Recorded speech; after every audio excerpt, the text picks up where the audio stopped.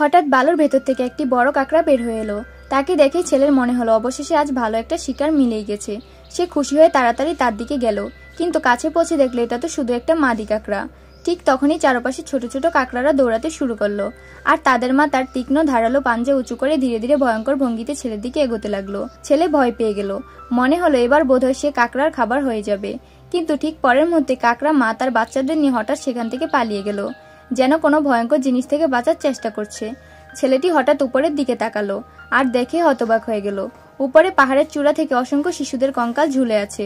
দৃশ্যটা এতটাই ভয়ঙ্কর ছিল যে শরীরের রক্ত পর্যন্ত ঠান্ডা হয়ে যায়। সৌভাগ্যবশত ঠিক সেই সময় এক পুরুষ ও এক নারী সেখানে পৌঁছে গেল।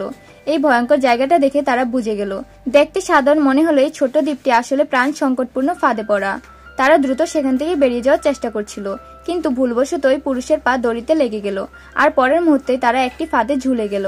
আসলে এই দ্বীপে বহু বছর ধরে আটকে থাকা কিছু সৈন্যের একটি দল ছিল। তারা বুঝে গেল যে তাদের ফাঁদে শিকার ধরা পড়েছে, তাই সঙ্গে সঙ্গে ছুটে এলো।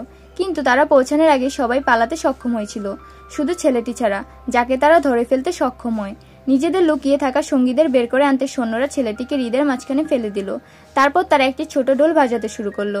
পানিতে তীব্র আন্দোলন শুরু হলো, আর বিশাল এক প্রাণী উঠে এলো এবং একটি সৈন্যকে পুরো গিলে ফেললো। এরপর কি হবে জানতে হলে ভিডিওতে লাইক করে চ্যানেলটি সাবস্ক্রাইব করুন।